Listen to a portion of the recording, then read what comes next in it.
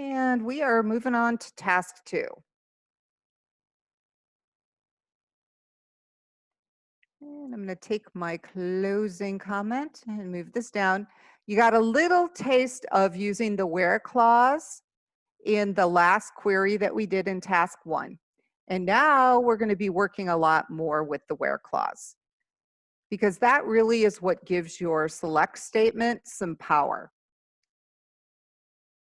And our first scenario is our boss would like to see all the cities beginning with SAN for vendors in the AP database. So this tells me that we're going to be using the AP database vendors table, and we need a select query. So we know it's going to start with use AP, and they want to display the city. It's not asking for anything besides city. So let's take a look down here at vendors. And we have a column called vendor city. So let's do select vendor city from. And what happens when you do selects on columns is they are going to display with that little error flag until you tell it what table you are pulling the data from. And so once I key in vendors here, right, that little squiggle is going to go away. So right now it will be showing me all the cities from vendors, but I do want to limit to the ones that begin with SAN. So it doesn't matter what comes after SAN. So I need a where clause.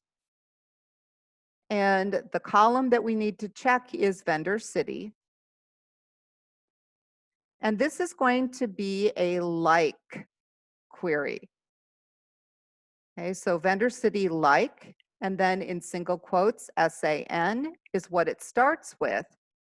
And then we're going to use a % sign to indicate it doesn't matter what comes after SAN. Okay, so that needs to be in single quotes. It has to start with the 3 letters SAN. And then after that, it doesn't matter. So we're going to go ahead and run this as is, and then we're going to have to make a little adjustment to it because we're going to have duplicates. Okay, so you can see we have some duplicates in here. To get rid of those, we can say select distinct vendor city.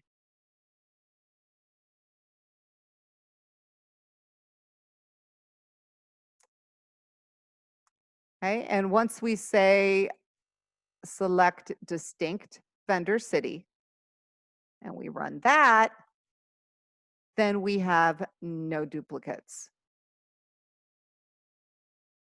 Okay, and this is exactly what the boss wanted. So we're going to go ahead and take that closing comment and move it down, and we're moving on to the next scenario.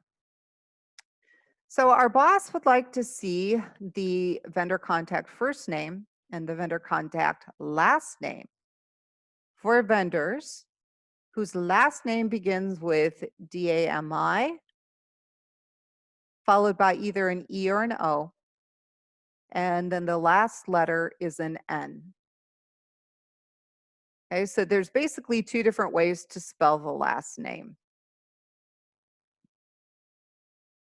So because I don't like to type, I am going to be lazy and copy this previous query.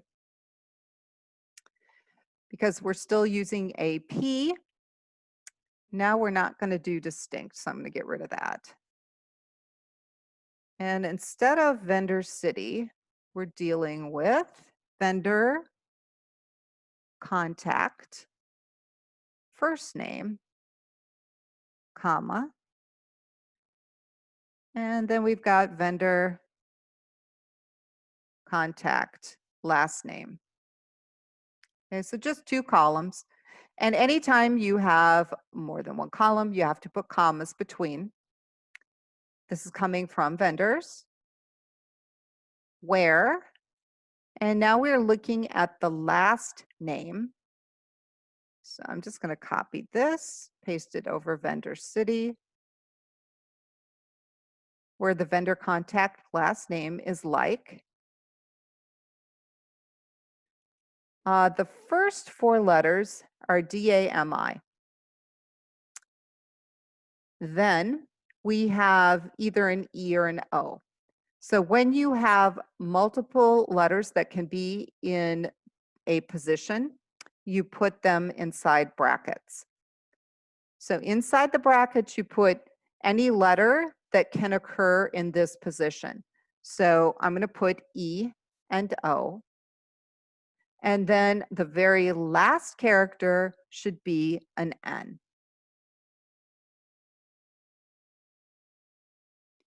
Okay, so I'm going to go ahead and run this. And we have 2 vendors. I'm going to go ahead and move the closing comment. So the next scenario, our boss would like to see the vendors who are in zip codes that begin with a 9 and end with a 1. So we're using a 5-character zip code. And all we're going to display in this one is vendor name and vendor zip code. So I'm going to go ahead and copy the previous query and then just kind of modify it.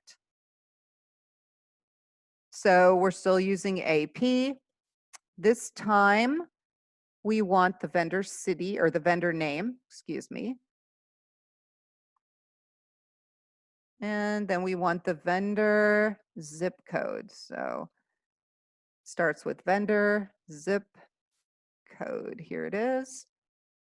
We're selecting from vendors. What we're checking this time is the vendor zip code. So I'm going to copy that, paste that over vendor contact name.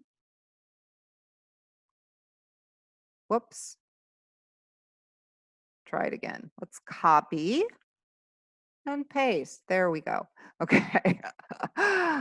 So we got the vendor zip code like, and this time we know that it's 5 digits and it starts with a 9 and it ends with a 1.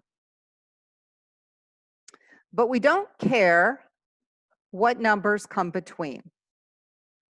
And so what we're going to do is use underscores to represent any number. And we're going to do 3 of them.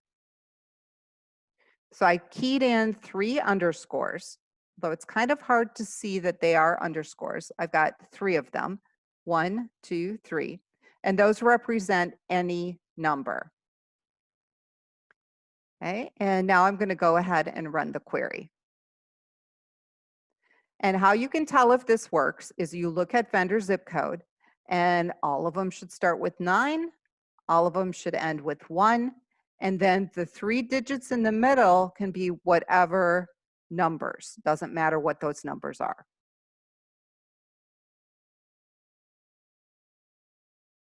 And let's move our closing comment down. And we got one more. So in this scenario, our boss would like to see vendors who have a second address line.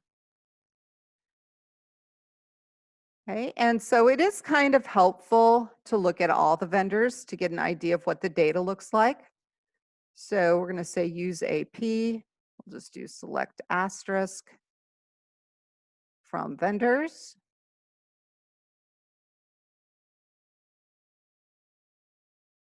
And so you can see that not all of the vendors have a second address line. So the ones who do not have anything in address have null in there. So basically what our boss is asking us is to display vendor address 2 that is not equal to null. Okay, that's basically what they're saying. So select asterisk from vendors is fine. Okay. What we need to do before the semicolon is insert a where. And we only want to see rows where vendor address to is not null.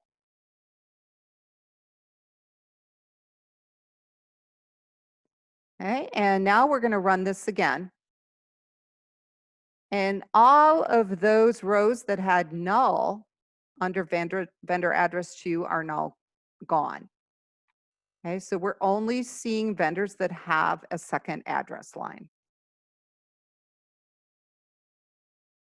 And let's move that closing comment down, and we're going to save our changes.